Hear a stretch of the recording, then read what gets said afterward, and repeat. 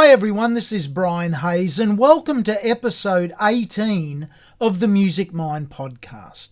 Today my special guest is one of Australia's most recorded guitarists, but a name that perhaps you have never heard of before, Peter Northcote. Peter finds himself in a wonderful position. He's toured with some of the biggest names in the business, but today he finds himself very comfortably placed in a good creative spot, doing what he wants to do in music, with multiple income streams to support his own journey as a creative musician. Please enjoy my conversation with Peter Northcote.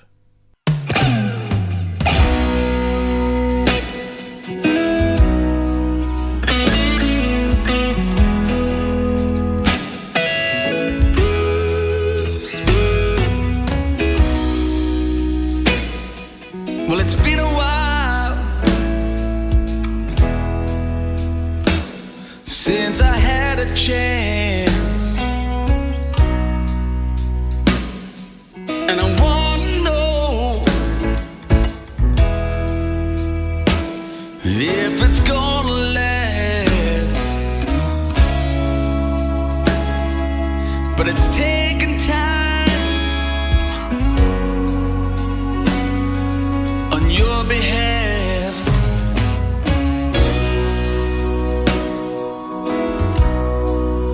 Let's take it slow, my love.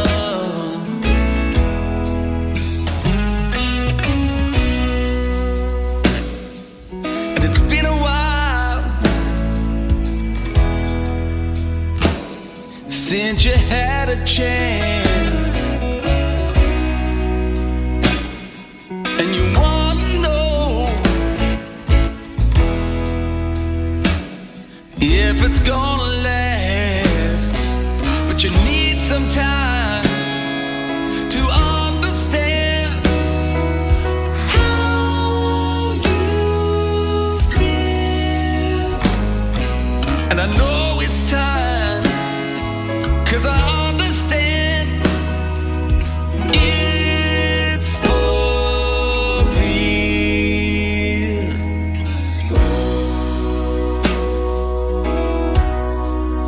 Let's take it slow, my love.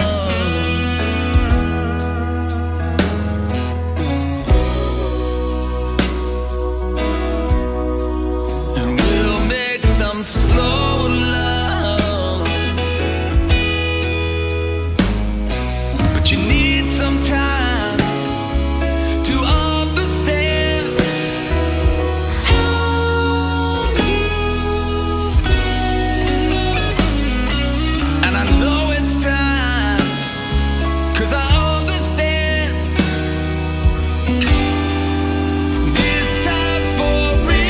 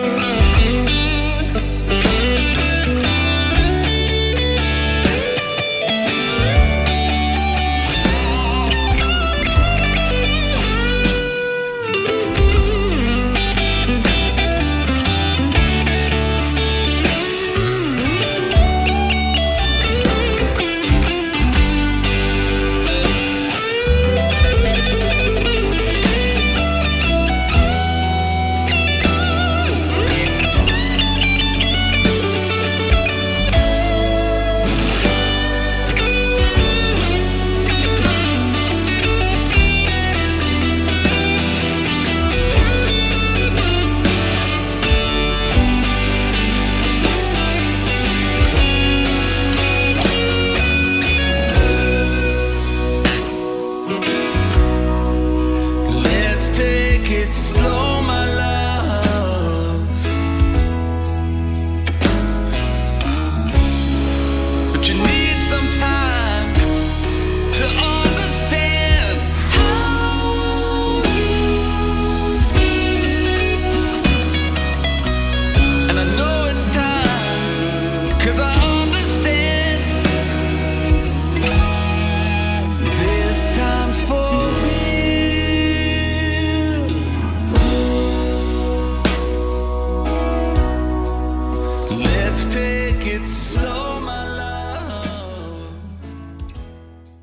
Hi, Peter, and welcome to the Music Mind podcast. It's fantastic to have you here today as my special guest for episode 18 in the series.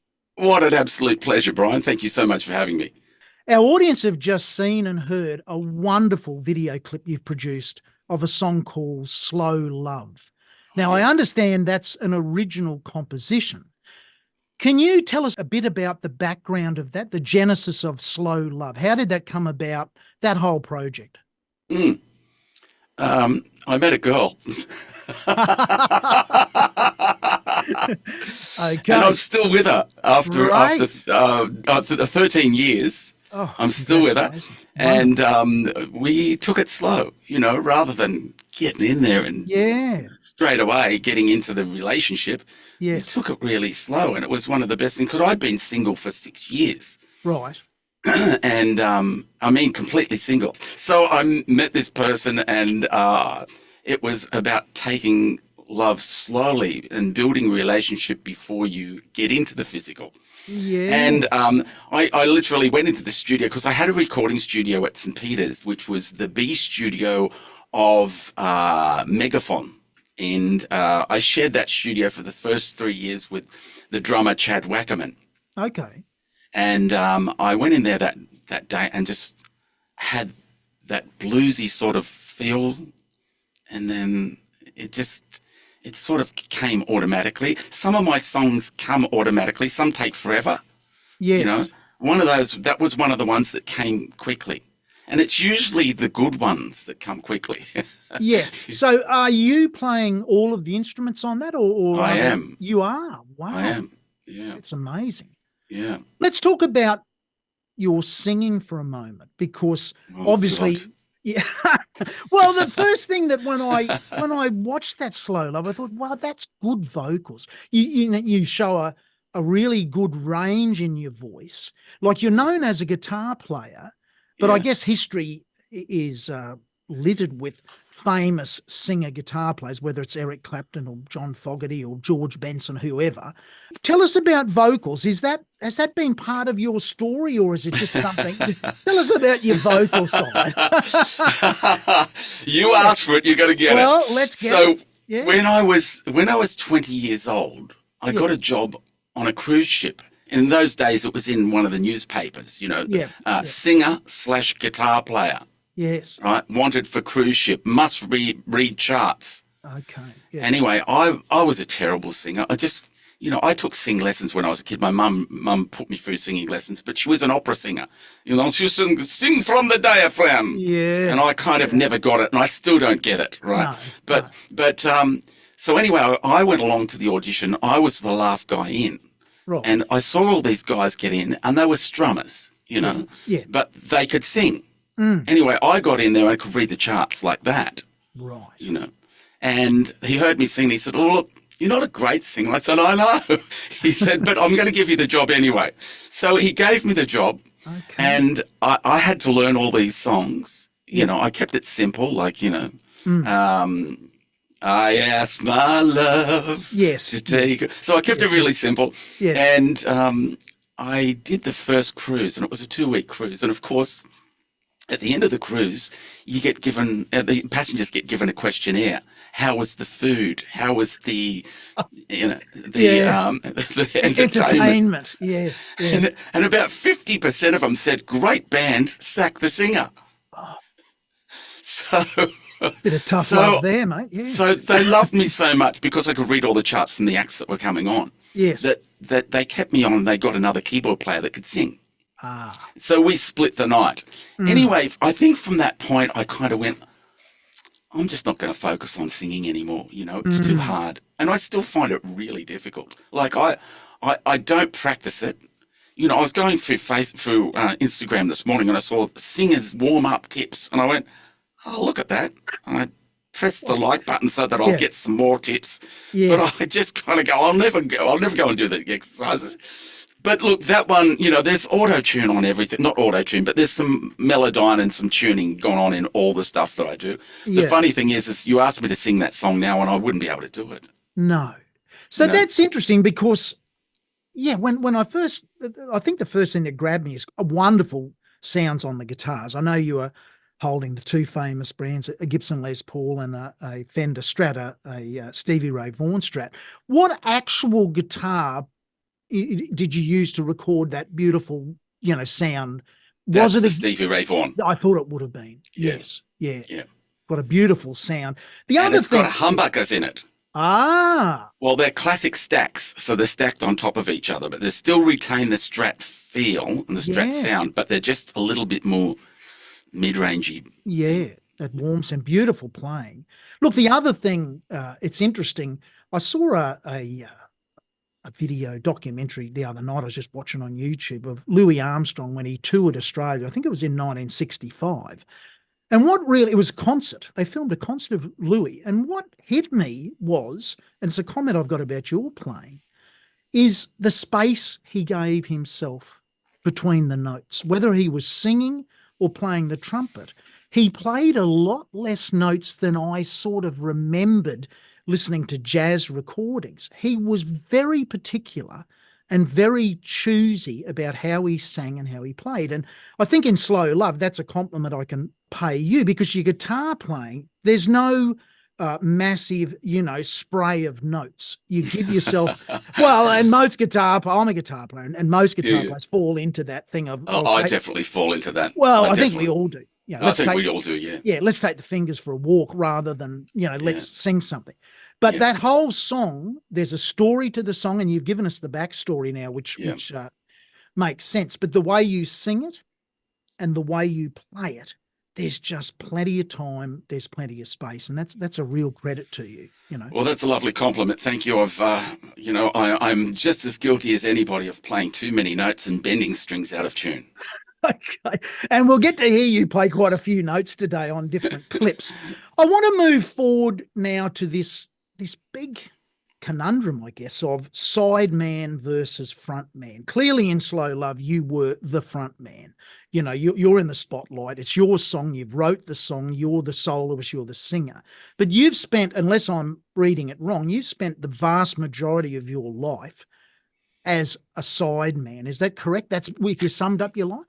Yeah, correct. Well, yes, a lot of it, yes. There was a big chunk that was just session music, yes. Jingles and all that sort of stuff. But yes, in the earlier part of my career, I was a sideman. I played with, first of all, my first tour was when I was 15 with Jamie Redfern. Yeah, okay.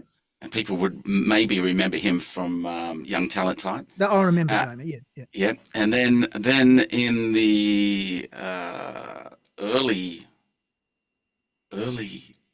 80s, it was Stevie Wright. Stevie Wright, yes. Yeah, toured with him for a couple of years. Yes. And then it was Richard Clapton, and then it was Darryl Braithwaite and Margaret Urlich and Dragon for 6.5 years. And, little bits and pieces with a whole bunch of other people. But that was a lot of my career, at the same time doing a lot of session work. Yes. So, look, for our international audience, some of those names that Peter's just rolled off the end of his tongue there, represented sort of the top of the tree in the Australian entertainment industry. Certainly people like Darryl Braithwaite. And we're going to actually have a look at you as a sideman in a sideman role here from a show in Australia that was an absolute institution called Hey Hey It's Saturday. I used to love that. I'd make sure I watched that. In fact, I have a vague memory of watching you play on this clip that we're going to do, which is Darryl Braithwaite singing Higher Than Hope. I actually think I can remember seeing this live. Now, Darryl's an interesting story, and I want to touch on this. We'll watch that clip in just a minute, but Darryl's 75 years old now. He's still out there doing it. But something, to me, he sort of had three phases of his career. And I guess you were probably in that first phase when he was... or were you in that middle phase where he had a comeback? That was it. That was it. You were in the middle phase.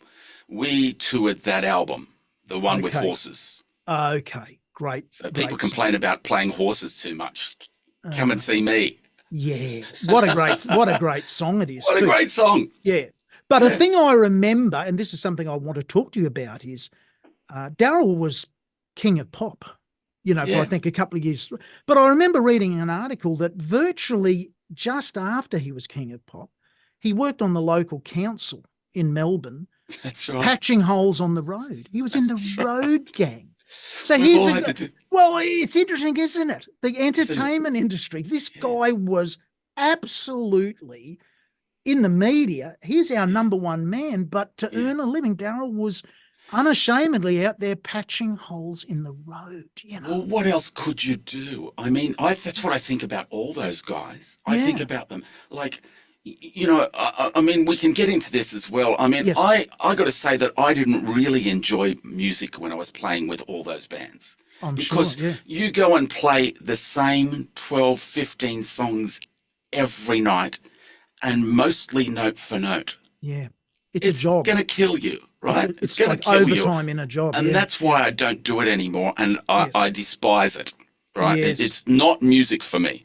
No. So, but you think about those guys, what can they do? All they do now is a festival where there's 1 million performers on, it's heritage artists. Yes. They get on stage and they play the same 5 songs that they play every week at a festival. Yeah, it's not creative. Right. You spend hours at the airport and driving and in a tent, and it's like I feel sorry for them because what else can they do? Yeah, and this is something they're not as big as they were in the 70s or the 80s. And this is something I do want to touch more with you. But let's have a listen. You with Darryl Braithwaite on Hey Hey It's Saturday, which is for an international audience. I guess it's equivalent. It was the equivalent of Saturday Night Live, I think, in America. It was the show. Right. Yeah. If you got on it was the big time. Just for fans of the podcast, the late Andrew O is in this clip playing tenor sax. That's right. I had the pleasure of having Andrew as one of my early guests. I saw that, yeah. And what a wonderful man. It's amazing musician. Amazing musician. Okay, here we go. Higher Than Hope from Hey Hey It's Saturday. Peter with Darryl Braithwaite.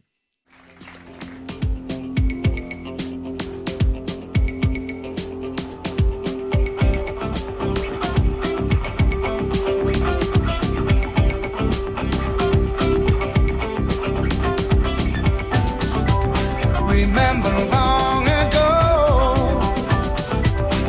many things we didn't know, but hear me say we still have time.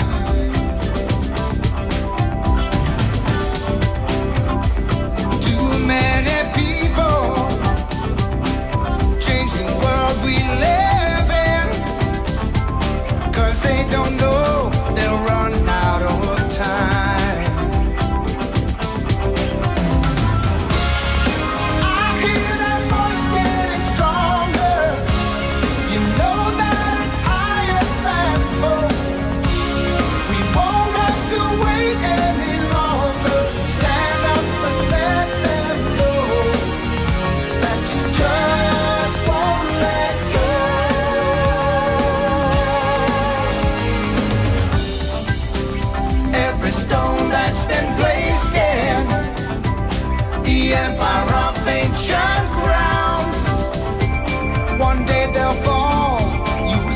Goodbye.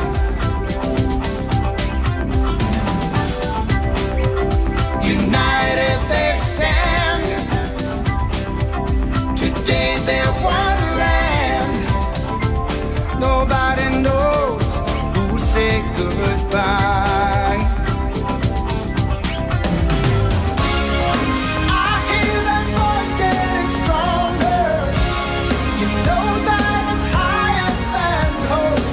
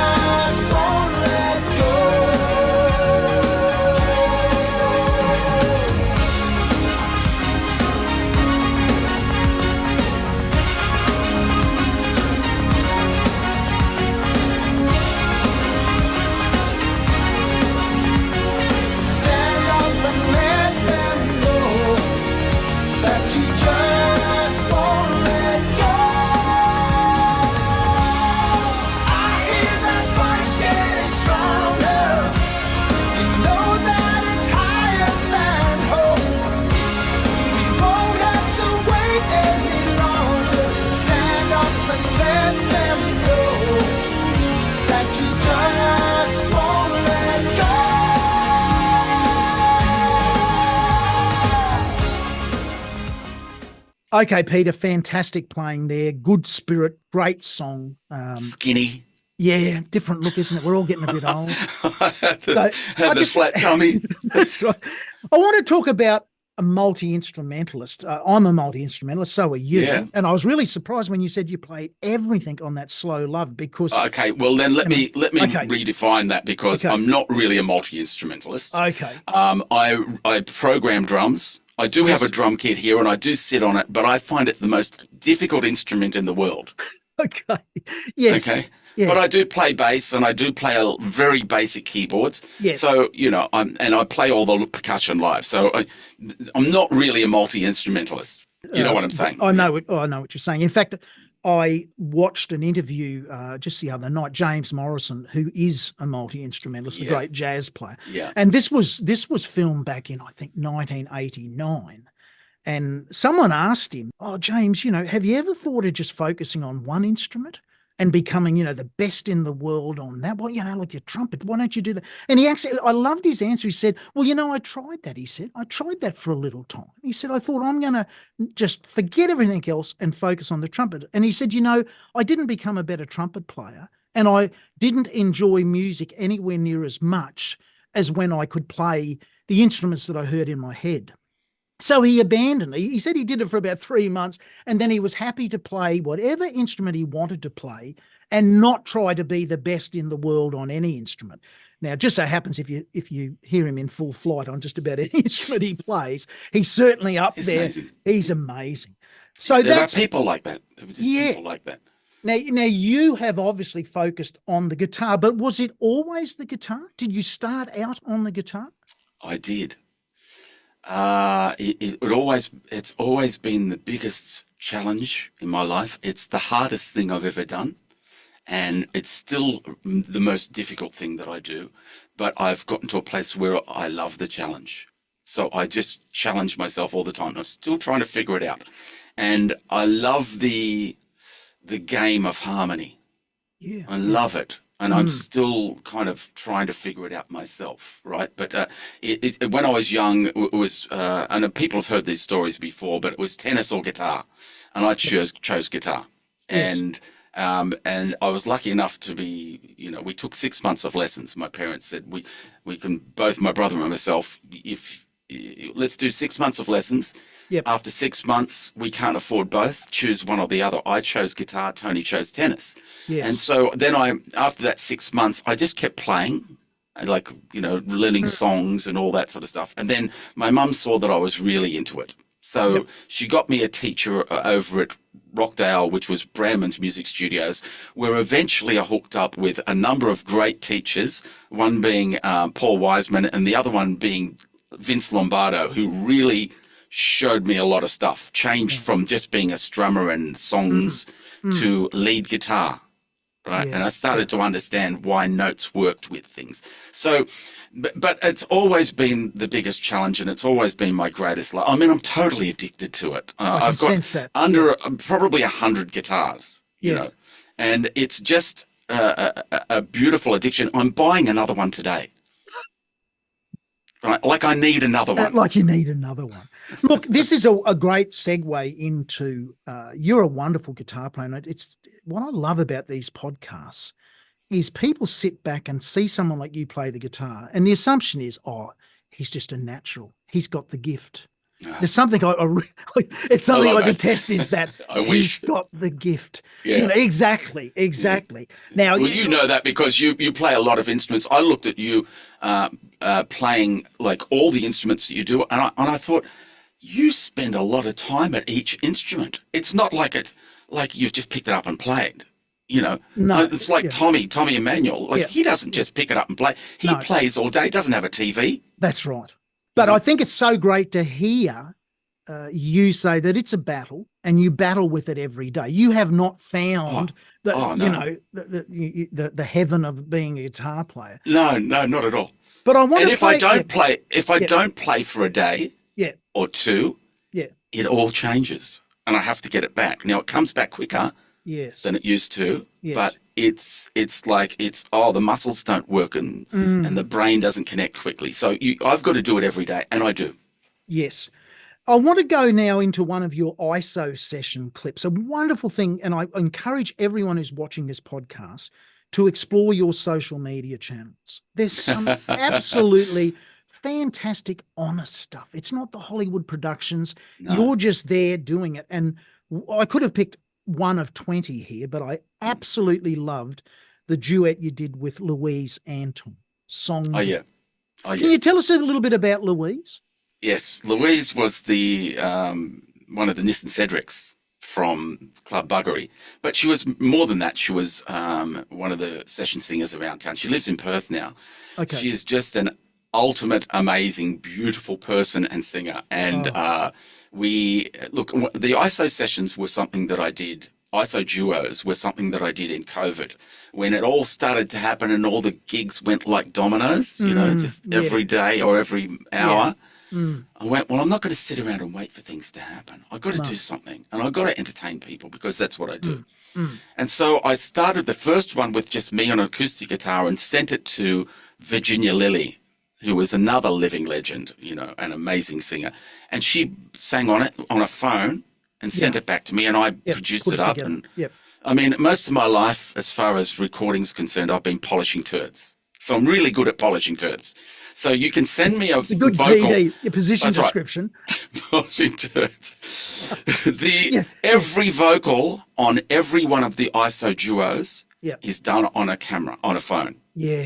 Right? So that's why there's reverb that sounds a bit weird on it, and et cetera. But the one with Louise, we just chose a song. I did a basic demo on acoustic guitar and then sent it to her. She filmed it, and she filmed it with a bloody light shining on it, so it looks terrible, and I had to brighten it up. But that was she's amazing because she doesn't matter where she is or what the recording situation is. Yeah, she's connected straight away. She just connects. Let's have a look and a listen to this because this one really grabbed me. I know the background was ISO, and again, it seems a long time ago, but it was a tough time, particularly for creative people. A very tough time. Well, before you go to it, I've got to tell you, for me, it was one of the best times in my life. Okay. And we can talk about that. Let's talk about that. Let's have a listen to Songbird, Peter and Louise Anton.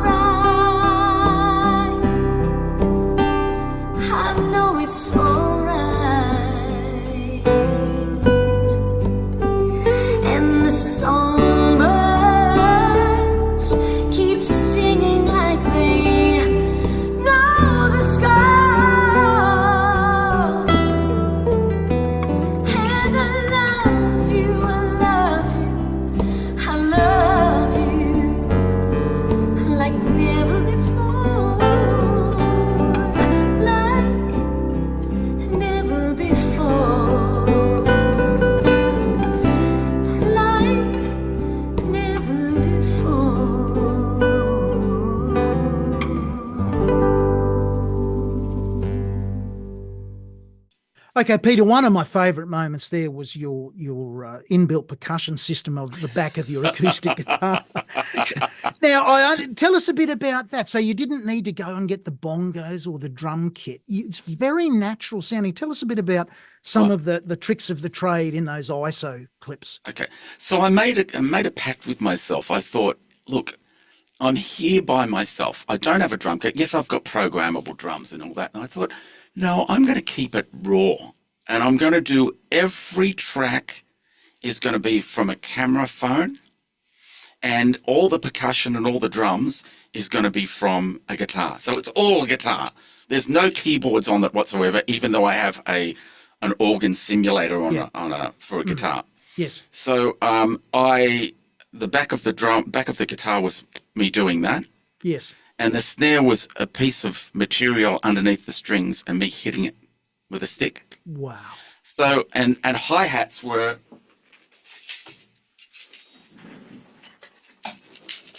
me holding this. Very creative, very, very creative use of what you had around you. Now, you were saying that the whole isolation COVID thing was actually good for you. Tell me about that. Loved it. I think it should be compulsory every 6 months. Tell us about that. Tell us about why do you say that? You know, I'm a busy guy. I make myself busy, and it's every day I wake up and go, what have I got to do? Or I go to bed going, I've got to be up at this time to do that. Because, you know, being a session musician, and I was a busy session musician. I would do sometimes 5 a day. The most I ever did was 10 in one day. Wow. But you do 3 a day, you've got allocated times. Yes. You know, I had a full-time employee lugging my gear around from one studio, and then I'd get there and I'd play, and then he'd take the other rig to another studio, and I'd get there and he'd come and pick the other one up and move it to the third. So it was I had him for 5 years, a full-time employee as my roadie. Yes. And I'm a busy guy. When COVID came and we lost all the work, I'd wake up in the morning and going, this is great. I don't have to do anything. What would you like to do? Yeah. And I went, I'd like to still create some music. Yes. And I tried a couple of things with a couple of people. Yes. And they just weren't into it. You know, they were depressed and all that. I thought, well, I've got to do it myself and invite singers along to do stuff. And so every day, and I built this studio around it too, because I closed down the studio at St. Peter's in 2013, for 15, I think. Yeah. So I built everything around it. And I mean, you know, you can see it later. We can show you later, but I've got cameras. I've got about 7 cameras around the room. Yes. It got me started in a really creative way. I was spending every day either at Bunnings or at J-Car, just buying things for the studio. That's right. Okay? So this is, just to clarify, Peter, this is in your home. This is This home is my studio. second bedroom in my apartment. Yeah, good. Yeah, okay. And it became something that I just went, wow, I really want to do stuff. So I started recording basic demos of just me playing guitar, but I would use that as my template once I'd gotten, or then I would send that out to a singer, and I work with some amazing singers, right? They're all amazing. Yeah. So I would send that to a singer and say, sing on it, here's the arrangement, and they'd send me the video back, and I would rip the audio and the video, and then I'd start creating a clip. And every day, I did it every day for, I don't know, a month and a half or something like that. So every day I was doing something. And it was, from the moment I woke up, I was doing stuff. It was the most creative time because I created amazing backing tracks for these singers, for their amazing voices. Yeah. That then led me on to, when we were able to have people allowed in your house, to what I called the ISO gigs. And that was live gig streaming in this room. Yeah. Yes, streaming. So we would stream to Facebook, YouTube and Twitch. And then that was every Thursday night, and we would make a fortune. Yeah. Just by donation, because people loved it. and we'd do it for a couple of hours. It was just amazing. We'd do 2 sets or whatever it was. Yes. Yeah. And it was like a gig. And I think I was the only one ever paying musicians money during COVID. Yeah, great. So we did that, and then Facebook got a bit antsy about playing copyrighted material, right? So we stopped Facebook, and I moved over to Twitch, and it's been my 3-year anniversary last month. Right. For streaming every Monday, Wednesday on Twitch. Now, during COVID, for the first 2 years, I was doing Mondays, Wednesdays, Thursday nights, and Saturday nights. Wow. Yeah. 4 times a week, streaming live here by myself. Yeah. And it's been the most transformational part of my career. So I make money online. Yes. I don't have to deal with stupid the bass RSL players crowd and drummers that play out of tune and out of time and don't learn the songs. And it's all that sort of stuff. I mean, don't get me wrong. No. Gordy said to me the other day, he said, don't you miss playing with people? I said, well, I still play with people, but I don't have to go through the crap that you just went through. You were complaining with me about playing with a band that over the road that you hated. I said, I don't have to go through that anymore. I do the gigs that I love to do. Is that Gordon Rittmeister you're talking about? Yeah. On the podcast, which I did, I loved he sort of said, look, one night he said, I'm getting a standing ovation at the Opera House with the Sydney Symphony. He said, the next night I'm on the back of a truck out at Bushwhoop playing by Nigel Nobody. And he just, and he said, it was just for him, it was the reality. Are you a drummer or aren't you? But I thought at the time, wow, I'd love that. I'd love to be him at the Opera House. But I've done my time on the back of those trucks, and there's not much fun in that. There's not much fun at the Opera House, let me tell you. Well, this is interesting. I want to talk about this for a minute. You've played at the biggest places around and some of the smallest, because a lady that I teach guitar here, I'm based in Gympie in Queensland. I teach a lady. She went to a show you did. There was just you and another guy. I think it was at Imbil or some, a town that has 600 people. Oh, yes. Yeah. And she loved it. And she actually said to me, hey, you should get Peter on the podcast. And I said, well, absolutely. She was blown away. I just want to share this with you. Darryl Braithwaite came to Gympie 20 years ago, maybe 25 years ago, when he was still a relatively, he was past his big moment, but he played at one of the hotels here. And I'm not joking, there would have been, if there were 30 paying people, I think that's an exaggeration. Yeah. And I was one of them.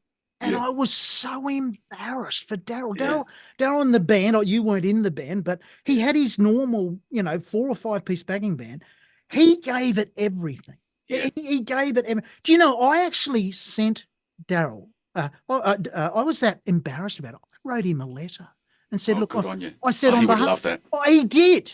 He gave me I said, look, on behalf of the town, mate, I'm really disappointed that so few people turned out and you did such a show. And he wrote back a beautiful letter. He said, thanks, Brian. He said, I enjoy playing. I'm glad you enjoyed it. The fact that, but tell me about, now you've lived this life. You've been there to 2 men and a donkey or 20,000 people.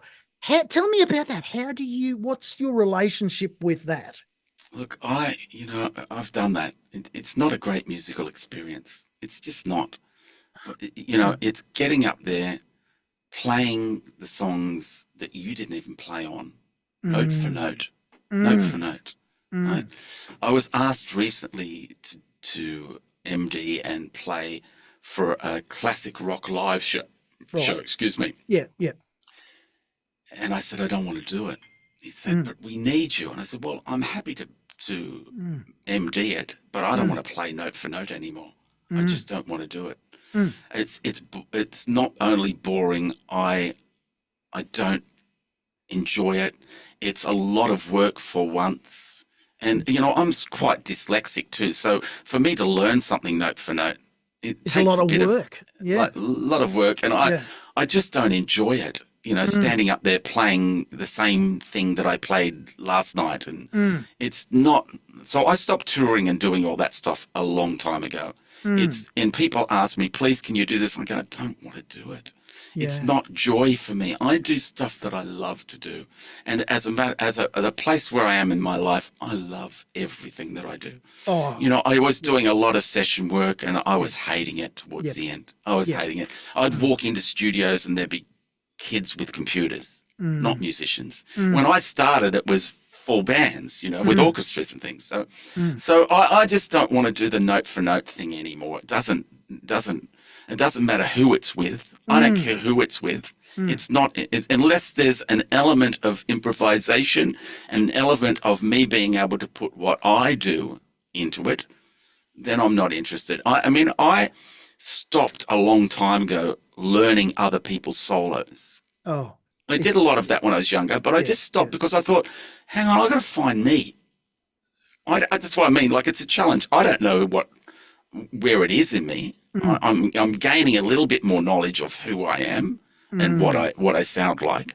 But, you know, I'm not at the stage where you can put on a record and go, well, that's Stevie Ray Vaughan.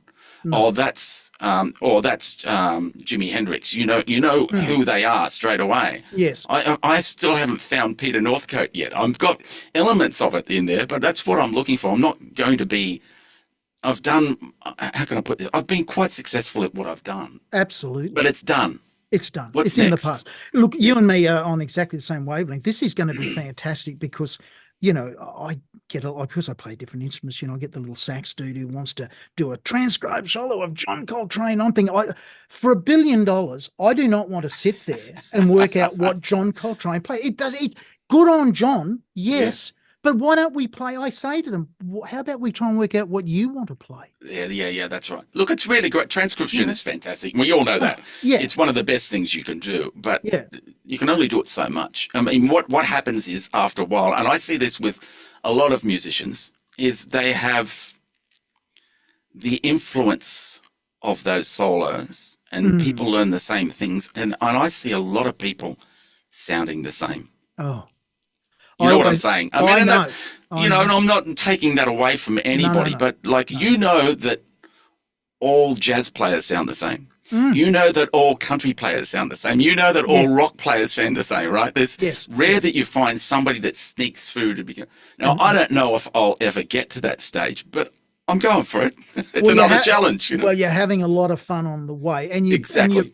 Look, you're providing a lot of pleasure for people. You know, a long time ago, I realized that that community is the answer to everything. Right? Like, you know, I live in a big city. I'm right in the guts of the city. Yeah. But I know that community is the answer to everything. You know, grow your own vegetables, sell your own vegetables at the market, you know, have a group of people, community, you know, go to the pub, whatever it is. Yes. And I realized a long time ago that the community is really important. So every gig that I do, I have, and the Twitch, I have a community of people. Yeah. And they are wonderful and amazing people. Loyal They followers. love me and I love them. And we congregate every Thursday night at the Rambling Rascals. And we congregate every Monday night here on Twitch and every Wednesday afternoon on Twitch. Right. And it's a beautiful community. So that's really important to me. Community is what it's all about. Do you think are you nowadays spending a life telling stories? Do you see yourself telling stories, even if it's only to yourself or to others? I do not. Look, you know, maybe so. I don't consider myself a storyteller, but maybe so. There was a long time ago in the 80s, I knew that I had to have a purpose. Yeah. And I had to be able to say what that purpose was. Right? And so I came up with the sentence that my purpose is to inspire and to be inspired by doing what I love to do. Love it. Beautiful. And so I think that maybe there's a bit of inspiration in the things that I do. I do inspire people in some ways, but mostly I get inspired by other people that come to my gigs that are online. We inspire each other. So maybe that's who I am. But there is a bit of storytelling as well. Like I said before with the songwriting, some of the best songs come like that. Absolutely. Right? Some of the other songs, they're a bit more cerebral and they're a bit more, Yeah. I don't know. I grew up listening to Yes and Genesis, so they're a bit more eclectic. So my lyrics are a bit more, well, you can make whatever you want out of this. Whereas the ones that are storytellings, like Patty, that was the one about my mum, and Slow Love, they're straight to the point. The other one is Japanese Girlfriend. It came like that. Like they're all just songs that come straight out, and they are stories. Every other one of my songs is a story, but they're a bit more cerebral, and you can make what you want with it. And I suppose the contrast I want to draw there is, if we go back to Slow Love, there's no doubt in my mind that is a beautiful story to tell. And when you play your guitar, you are, to me as a musician, you're still telling me a story. Yeah. When the words stop, the story doesn't stop. Yeah, well, that's melody. Yeah, that's if we look at Higher Than Hope, a great song, played well, but I don't think you had that role that you said, I've got to play those notes from the record. So it really wasn't your story to tell. You were part of a, whatever you want to call it, a manufactured product. Yeah. But now I want to move forward to Patty. This one really caught me because D, G and A seventh, we can all, after a little bit of time, work out in open position.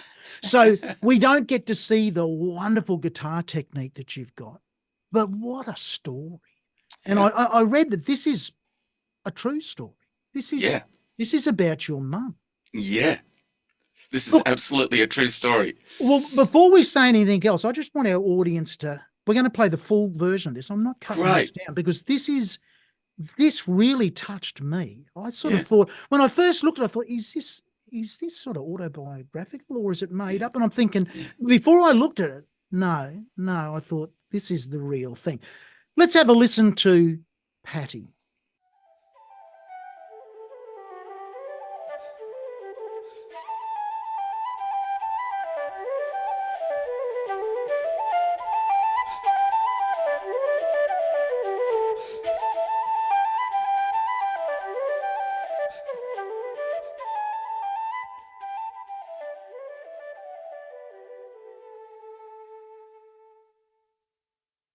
Would you please come home, Patty?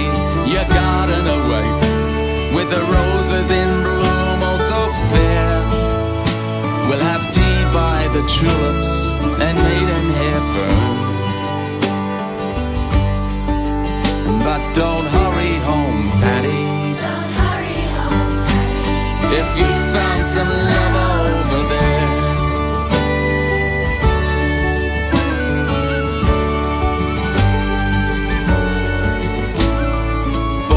St. Patrick's Day in 1930, to a lassie and a gold digger bed. Well, he left her early and she married the drink, and Patty was left to prepare. And before she hit teens, she was taken away to the nuns of perpetual care. Oh, they sheltered and fed, but they sheltered her head. And young Patty was left to prepare. Won't you please come home, Patty? Your garden awaits, with the roses in bloom, oh so fair. We'll have tea by the tulips and maidenhair fern. But don't hurry home, Patty. If you found some love over there.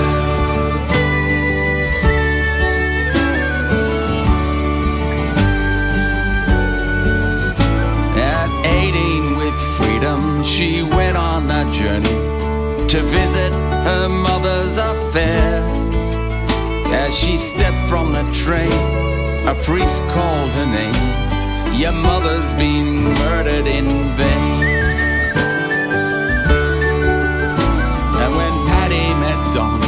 He was all that she wanted, so handsome with bushy black hair.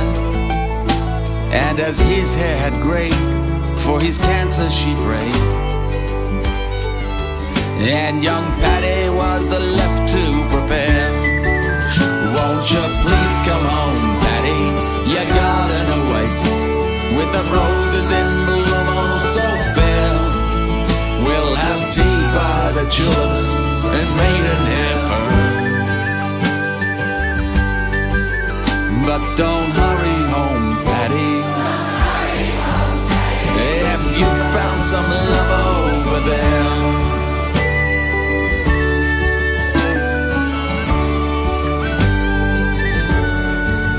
With her 2 boys beside her, she started again the garden, her real love affair.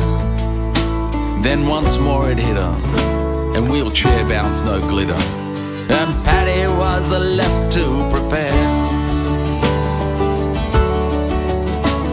With pain as her master and a bloody Lord's prayer, after 7 long years of despair, it finally did take her, and as she met her maker, we thought she had never prepared.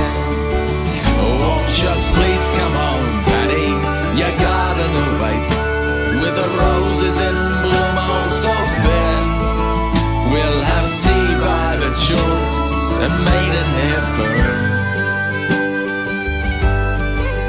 But don't hurry home, Patty. If you found some love over there.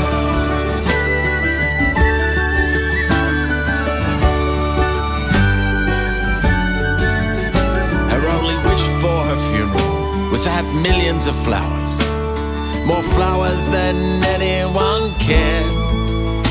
And as we all said goodbye, with the flowers we cried. What a wonderful way to prepare. Won't you please come home, Patty? Your garden awaits, with the roses in bloom, oh so fair. We'll have tea by the tulips and maidenhair fern. But don't hurry home, Patty. If you found some love over there, won't you please come home, Patty? Your garden awaits, with the roses in bloom, oh so fair. We'll have tea by the tulips and maidenhair fern. But don't hurry home, Patty. Don't hurry home, Patty. Don't hurry home, Patty.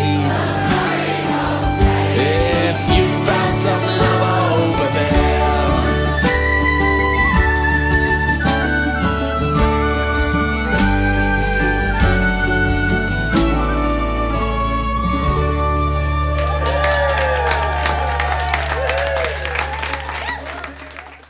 Peter, I love that. Do you want to tell us just a little bit about the background to Patty? Yeah. So, Mum, you know, some people have really hard lives.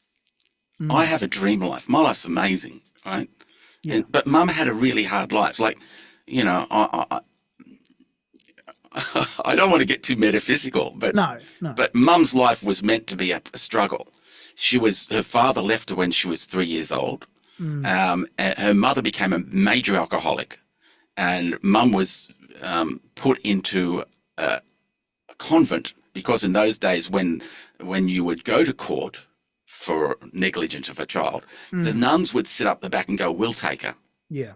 So the nuns took her, and at turned 18, she's about to leave the convent. She goes to visit her mum up at Hillston, 8 hours on a train or whatever it was, gets off the train, and there's a priest standing there saying, "Sorry, but your mum was murdered last night with a fence paling to the head." Right? Yeah. Anyway, she that was part of it. Then she meets her husband, and then the husband, my father, gets cancer. Then she moves up to the Central Coast, and then she has problems up there. So we moved her down, bought a place down in Sydney, and then she became unresponsive one day, and she ended up being a paraplegic for 7 years, in agony, absolute agony. Not I've got a bit of pain, or No. and she couldn't sit and eat dinner. She would have to be tied to the chair so that she wouldn't fall over. right? So anyway, she struggled with life. It was a hard time.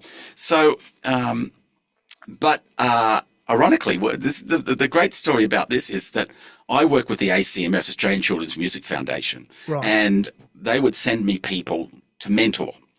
Anyway, this one girl came to me and we sat in here and I said, "Where do you live?" She said, "I'm in Hillston." I said, "You're not going to believe this, but my grandmother was murdered in Hillston in 1938. Or was it 1948? Yep. She said, "Wow, that's amazing." Anyway, all right, look, take this, go away. And she came back the next month. She said, "You're not going to believe this." "What?" She said, "My best friend's grandfather was in prison for manslaughter of a woman in I said, "Are you kidding me?" Wow. So I haven't met this girl yet, No. but her best friend. But it's interesting how the circle is just closed. completed. Yeah. Oh. But anyway, look, Paddy, that song literally came to me like that. It was one of those things. Yeah, It just came naturally because, I've never written an Irish folk song in my life. No. My mum was part Irish, but I've never written an Irish folk song, so I don't know where it came from. Yeah. I say this to everybody that I really don't have ownership of the songs that I write. I don't. It's not me. I mean, I'm just maybe a conduit for it. Yes. And that day the conduit was completely clear. Look, there was a great thing on one of your, so I don't know where it was. I think it was on YouTube. It was one of those live Q&As you did. And some guy had asked you a question. I thought you answered him brilliantly. Peter, I've got... what did I say? No. Peter, I've got writer's block. Oh, yes. And you said there's no such thing as writer's block. There's no such thing as and your remedy to him was get up every day and write a song. And I secretly gave you a standing ovation because I thought whether that's my hands hurt on the guitar, Brian. Yeah. I've got RSI, or I'm trying to write a song and I can't, or I'm trying to play a note on the saxophone, but it's too hard to blow. There really is only one answer, and that is, pick yourself up and have a go at it. We're a complex thing as humans. We're really complex. And I understand that we're also a little bit, what's the word, lazy? Yeah. Lazy, and we're also a little bit confused about that. So, but really the answer is I've got something written on my bathroom mirror, and it says, "Do it." Yeah.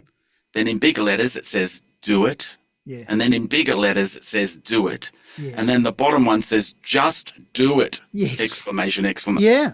Because it might so take true. me 3 or 4 times to just do it. Yes. So, there is no such thing as writer's block. Just turn up. Start doing something. Yeah. Okay. And I know it's confusing because you go, but I can't. Just do it. Do it. Write something crap. Yeah. On your website, you say you've got almost 300 or 400 compositions to your name. Production music. Is the day of the professional songwriter, has the world changed, with the streaming, and you've found a way to make money online, but the traditional songwriter, I'm going to write songs for a living. What's your view of that moving forward? If there's a young kid, he's 16, 17, he wants to be a songwriter. He wants to be like Burt Bacharach. I'm going to write songs for other people. That's what I'm going to do. What's your take on that nowadays with the industry as it is nowadays? Yes, the industry has changed, but I don't think it's really changed. I think everything's the same. Okay. I think that that if you just wanted to write songs, you could do it, but you got to be doing a lot of it. You don't just write 5 or 6 songs and sell them. No. Nobody cares. There's a million songs out there. So if it's the same with guitar playing. It's like if only a few get through. Yes, right? That's true. The irony of it now is the irony of it now is that everyone has the opportunity to get through. Yes. Right? Yes. It's about how you promote yourself and about how you deal with other people. So if you really want something, you can make it happen. Yes. But it means being really prolific. You can't just go, I've written 30 songs and nobody wants. Go and write another 30. Yeah. And then write another 30, another 30, another 30, and then see what happens. They say as far as Spotify is concerned, that's another thing. People complain about Spotify. I can give you a great run on that. I love Spotify. But if, people say that you need at least 32 songs before you have any kind of success on Spotify. Okay. Now, hang on. That's might have some success. That's right. Right? That's right. So you need at least 32 songs before you might have any success on Spotify. Yeah. So what are you going to do? Just wait for that 32, get to 32 and stop and maybe one? Well, no. So, you got to push ahead. It's a marathon. Yeah. Look, it's something that I'm a lazy guy too. Don't get me wrong. I'm lazy, but when I'm into something that I want to do, I do it. I just do and do and do and do because I love the process and I love doing. So if I was just a songwriter, I would say do and do and do and do and don't stop. Just do and do and do. And you along the way learn about. For me, I've learned about how to do social media and I've learned how to create other relationships and do all those things and eliminate the things you don't really love to do. Yes. Right? That's because then it gives you more time to do the stuff that you do love to do. 100%. I think if there is a secret, I think what you've just said, I feel very strongly about. Don't do anything for the money because you found a way. You are getting revenue, but it's from something you want to do. I've got multiple streams now. I've got multiple because I have a lot of library music, etc. Yes. I have Twitch. I have some gigs, right? But they're the gigs that I love to do. Yes. And it's there is a way. There are multiple. You've got to find multiple sources. Yes. And you really got to find multiple sources that you make money while you're sleeping. Yes. That's the way. If you can do that, or at least some of your sources through that. I mean, that you get to a stage. I mean, I'm 63 now. Money just comes to me. I'm not working like I used to try and make money. I mean, what am I going to buy? More guitars? Oh, yes. Apparently today, yes. Today. That's right. So really, it's about everything's the same. I mean, I think there are more opportunities today. In the early days, to make a record, you had to go to a studio and you had to pay for that, and then you'd have no money, so you'd have to get a record label that would give you money to do. That's all over. There's more opportunities now, but there's still only a few that get through. Right? Yeah. On production music, which a lot of musicians have got no idea about. I mean, I fell into this about 2005, like you. It was the start of easier on PCs to create your own music. So I did a few tracks and instrumentals and sent them to a mob in Sydney, and they said, "Oh, that's great. We'd like to use that on a production music album." I'm thinking, what's a production music album? Yeah. And I said, "Oh, okay," and signed a little deal with them and that. I still I wish I'd done more of it. But every quarter or so, I get my little app royalty thing, and it comes and says, your music was used in cinema advertising in Turkey. And I'm thinking, I've got no picture of what Turkey's like, but I would have never thought. Or the cinema. I would have never thought that some dude's having a popcorn or whatever they eat in Turkey, and a bit of my music is playing. So I have seen it. I mean, I regret that I didn't get more into it. But you've had success at a very high level. Like, you say on your website that some of your music's been played on Oprah when Oprah had a TV show. Now, that's big. Yeah. Can you just sort of tell the audience a bit, you're writing your music in Sydney, but obviously you're not wearing out the shoe leather, knocking on doors saying, could you give this to Oprah? What's the process that you've found without giving out any trade secrets? No, there's no trade secrets. I mean, back in those days, we would be, I was really lucky enough to meet a guy called Stuart Livingston. And ironically, I play with his son. He plays drums nowadays. Wow. He's amazing. So Stuart was a drummer that used to play with Don Burrows and George Goller. Yes. Right? Yes. Now, he moved into a company called Zomba, and they were production music. And then he got into Zomba were a big label that had a production element. Yes. Anyway, he helped me out with, he'd say, have you ever written music? And I said, yeah, I've done some stuff. Said, well, I love what you do. Write some rock guitar music. Okay. And so I wrote some, in those days, it was Yep. like Steve Vai, Yep. Joe Satriani, all that Yep. sort of stuff. So I've written probably a dozen albums. Mm. And then it was like, okay, and they were for sports programs. Yes. So I would name them properly, like, like winning, the winning goal. Or Yeah, yeah, or speedster or whatever. So you find the proper names for them, Yes, and it would yes, work. yeah. And then he said, "Well, what about acoustic guitar stuff?" And that was for lifestyle programs when Yes. lifestyle started to become Yes, a thing. yeah. So I did acoustic guitar albums. I did a dozen of those. So Yes. so it was. I've done a lot of writing, and Yes. they've made me a lot of money, and they still make me money today. And occasionally you'll find one track in Denmark that being used Yes. on Denmark Electrical. Yes.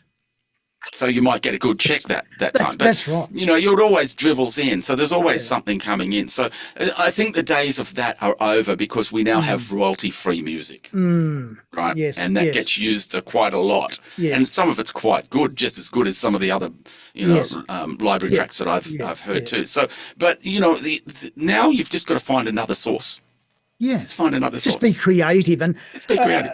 something I really love about you is, you are leading and have led a very creative life. But I sort of smiled when I went to your website, the contact details, and the first thing that comes up in the contact details is Peter Northcote Guitar Proprietary Limited. In other words, I'm thinking, this guy's taken life seriously. There's the business side and there's the creative side. Do you just want to talk a little bit about how a lot of musicians just don't want nothing to do with that. I don't want to know anything about that. I get the impression you've found a happy little marriage between the business and the creative. Just talk a bit about that. Yeah, I've got a couple of little rules that I do. Always wear a collared shirt to a meeting. I mean, I shouldn't. I'm wearing one today, but I know what you I mean. always wear a collared shirt to a meeting. Yes. I'm never late, and if I am, I just haven't left early enough. Yes. Right. I make sure that I have new strings on my guitar in every gig. So I spend a lot of money. The other thing is, I want to focus on what I do. So I have a great accountant. Right. I pay him a lot of money. Yeah. Right. I've got a billionaire friend of mine that says, I don't mind if I pay a lot of tax because it means I'm making a lot of money. Right. Right. But I have an accountant that does all my bookwork. I don't want to know about it. No. If my mind doesn't work that way. Right. So I go, here, you do it. So that allows me to spend more time doing what I love to do. Yes. But you have to, if I was starting out again, I would do it exactly the same way. Learn the parts, roll up on time, make sure your gear sounds amazing, make sure you've got all the guitars that you need for the gig. Yes. Do your homework and warm up before you get to the gig. Yeah. I've done stupid things where I haven't learned the songs for the gig and I haven't warmed up and I've rolled up and I've had the worst time. Yeah. And I just walk away and I just go, what are you doing? Yeah. Why would you do that? So I don't do that anymore, or I eliminate that from my life. I don't want to put myself through that anymore. No. But as far as the business is concerned, I keep it really simple too. I pretend that I walk into a major corporation and I look what the foyer looks like. What does the foyer look like? Yeah. Who's the person at the desk? How do they run their business? Do they have other people delegated to do things? Yes. Are they on time? Do they send me the information that I need? Is it well produced? All that sort of stuff. Yes. I keep it simple, but I go, I'm like a major corporation. Yeah. Right. So I want to give people what they want. Yes. Not, it costs me this much to do this, so I have to charge you. No. I go well beyond the call of duty when it comes to, Yeah. if somebody sends me a session here, I give them multiple tracks. And then if they say, look, it's absolutely perfect, but can you do this? Sure, I'm not going to charge you extra for that. No. Okay, coming down the home straight, I want to talk a little bit about your birthday concerts. What's going on here? Because this seems to be a lot of fun and it seems to be something you've been doing. I want to play a little bit of The Living Years, the Mike and the Mechanics song, just a little bit out of that. But tell us a bit about what's going on here. I do it every year. I've been doing it since I was 40. Wow. And I've been doing it mostly at the basement. We used to do one every year. Yes. And then when the basement closed down, we went to the juniors, which is bigger and better. Yeah. And I have all the singers that I've worked with out throughout my career. And it's prestigious. It's amazing. We sell out every year. Oh. And we have amazing singers, an amazing band. They're an A-grade band, amazing. And it's just a celebration of all the people I've worked with. Yeah. Right. So they're all incredible. They get to do what they want to do. And so, yeah, it's an institution. The birthday And it show. celebrates your birthday, does it? My birthday. Your birthday. Let's have a listen to just a little bit from the beautiful song, The Living Years, which in itself tells a wonderful story. We're going to look at a bit around your guitar solo. Beautiful solo. Oh,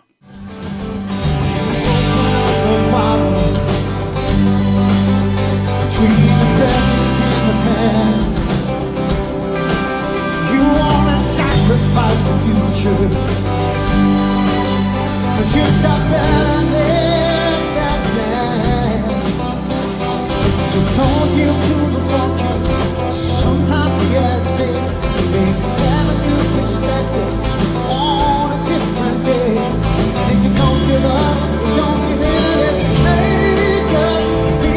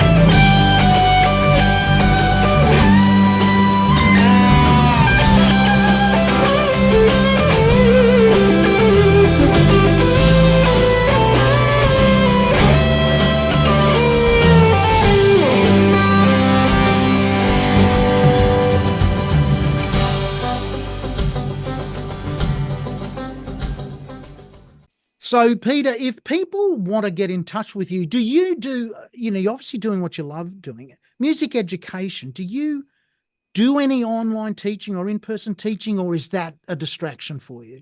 I do, but I charge a lot of money Yeah. because what happens is I give people a lot of information Yes. all in one go. There it is. Go away and work. I know where I can see people straight away. I mean, I'm terrible, Brian. I walk into a venue and see a band. I know exactly what this is going to be. I go to a concert and within the first 5 seconds, I know what it's going to be. Absolutely. I've I'm the seen same. so much music in my life. I've seen so much entertainment. I know whether it's going to grab me or not, and Absolutely. most of it doesn't. So I'm pretty terrible like that. But if a musician sits down in front of me and I say to him, "Can you tell me the notes in an A dominant seventh chord?" and they go, and if they start with C sharp. Or they start with E, I go, okay, I know where you're at, That's right. right? So unless you can rattle off A, C sharp, E, and G natural, Yeah. like that, Yeah, you don't know. then I go, I know That's exactly where you're at. So That's I give right. them a lot of information Yes. that they can go away with, and then if they need refreshers, they come back and see me. And I've got a number of students that do that, and they're great. But I do charge a lot of money. So Yes, that's you know, right. I wouldn't send my child to me. No. But I suppose, do you also do clinics, or in that whole space? do of occasional. occasional. Yeah, I do occasional clinics and all that sort of stuff. I haven't done one for a while, but I used to do stuff regularly for the intake at the AIM and JMC Academy. Okay. And then 6 months into the intake for them to reboot because most of them drop out. Yes. So I used to go in there and inspire these kids to pull their finger out. Yes. Okay, for a young guitarist starting out, most of their heroes can't read music. So the guitar's a strange instrument. If you want to learn the flute or the saxophone, the trumpet, it's just a given. Yeah. Mate, you're going to have to learn how to read music. But guitar's this optional thing. Oh, Eric doesn't read and Tommy doesn't read. You play shapes. What's your advice on the age-old thing of actually learning to read music beyond a chord chart? Yeah. What's your take on that? I think it's one of the best things I've ever done. I mean, I'm not a great sight reader anymore because I never do it, right? But I can still work out the notes and I can still get through it. But more importantly is understanding harmony. Yeah. It is of the utmost importance. I see guitar players meandering, you know, right? Just, you know, if I'm going to play a blues. Yep.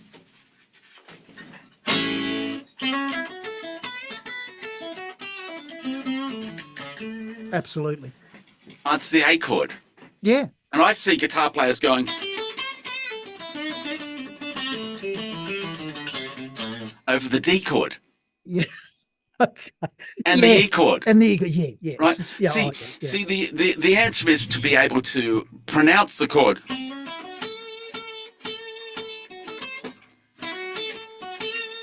Absolutely. Yeah.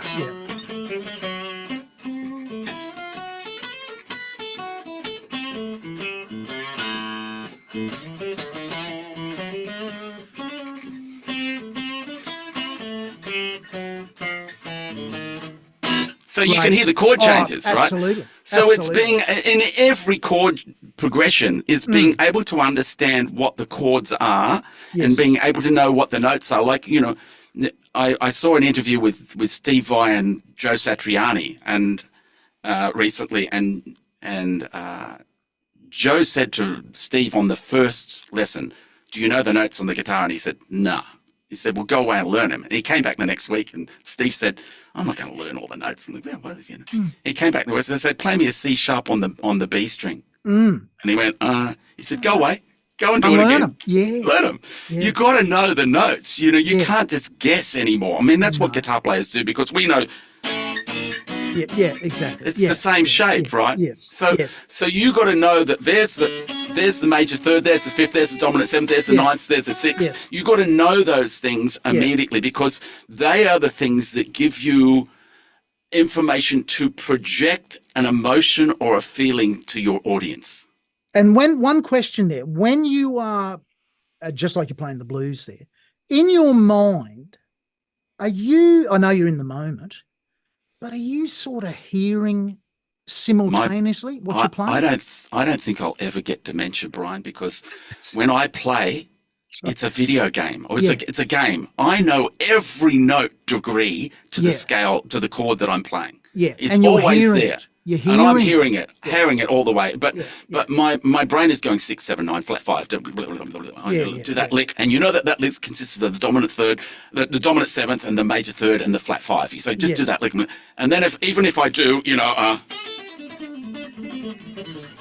I can go. Well, I've just stated the major third, but put the minor in the fifth, and there's the. You know what you're doing. I know what I'm doing. Those numbers are always there, and when I'm improvising, this is why I love. And this is why I'm not doing any note for note anymore. This is why I love the improvisation thing. Yes. It's a game that I play, and I laugh sometimes. You'll see me on the Barry Leaf Cooking with Bad Things, and you'll see me. I'll go for something, and I'll laugh like I didn't make it, or where did that go? Yeah. You know. Yeah. So. Yeah, I think it's really important, more so than the reading for a guitar player. I think if you wanted to get into that sort of area. You know, of doing the TV bands or something. Not that there's too many of them the around. theatre. Yes. You know, all the theatres. Then it's really important. But you know, it'll give you hell, man. Listen, you've got to remember, music is multifaceted. Absolutely, it's an amazing thing. Yes. If you I say to people, if you want to do it, learn everything about it. Like I know that guys that can play. You know, I know I can play down. But can you play it down up? Yeah. Oh, no. Well, learn how to do it. Do it. Yes. Learn how to do it. You know, like break funny. it open. Yeah. Oh, that's wonderful. And thanks for doing some stuff on the guitar there. A thing that blew me away is I've heard your name before, but to be honest, I'd never really saw you play.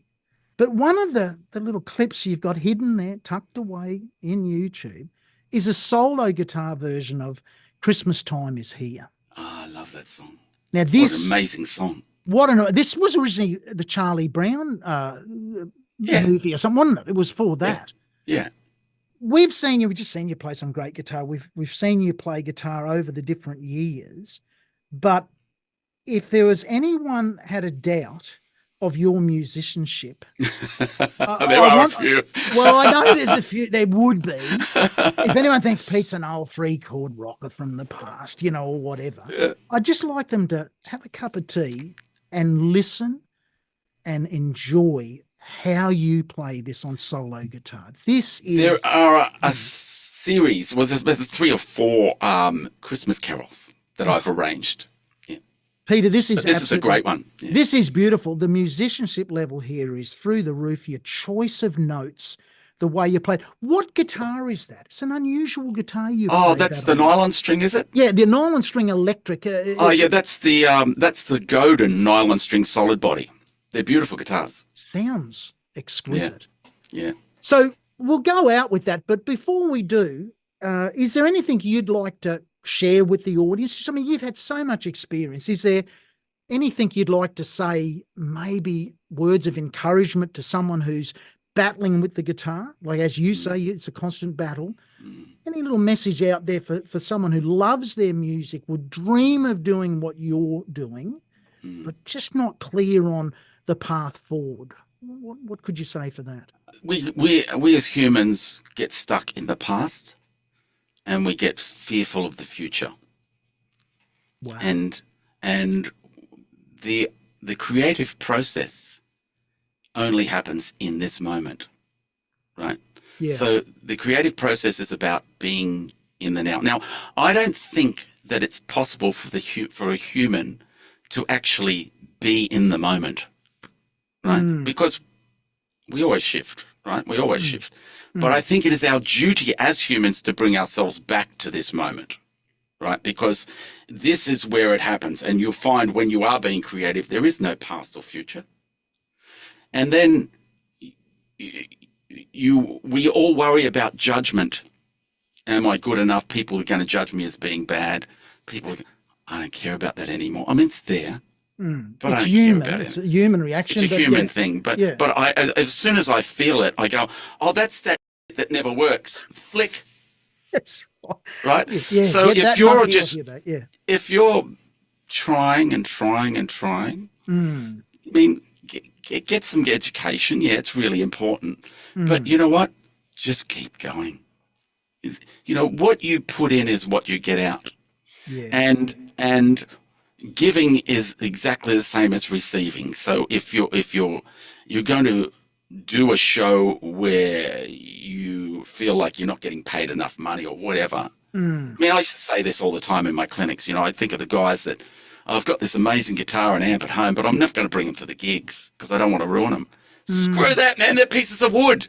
That's right. Get in there, get the best sound. I used to carry 2 quad boxes to a gig. Yeah. And 2 amplifiers with 2 pedal boards. Yeah. That was what I wanted the sound to be. So it's not about that stuff. It's about what you can do to the best of your ability with the greatest passion that you've ever had. I could spend a whole couple of hours on this, but that's what I would suggest to anybody that's busting to get into it.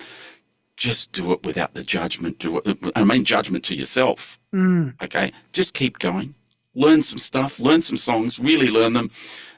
Understand harmony. It's the ultimate. If you can understand harmony and what your chords are and what progressions are and all that sort of stuff, then you will it will be an organic process. Yes. An organic process that you can live with for the rest of your life.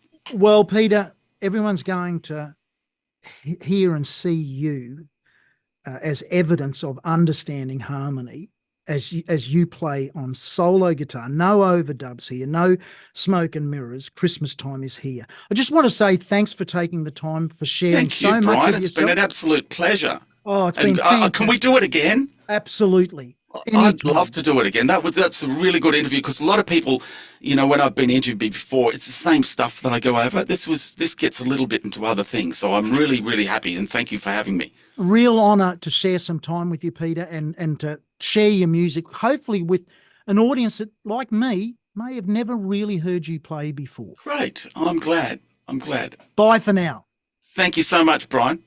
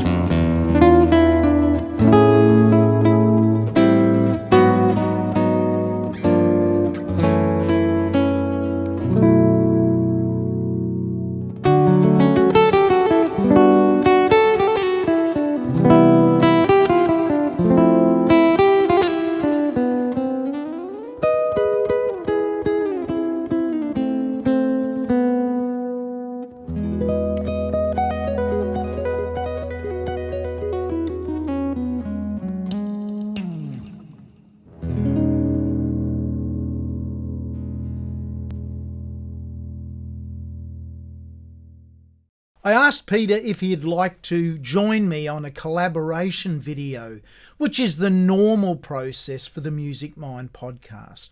Peter said yes, and he chose a lesser-known Lennon and McCartney tune, one from their Sgt. Pepper's Lonely Hearts Club Band album, a beautiful tune called She's Leaving Home. Peter played his Fender Stratocaster with exquisite tone and technique, and I joined in on the pedal steel guitar. Please enjoy She's Leaving Home.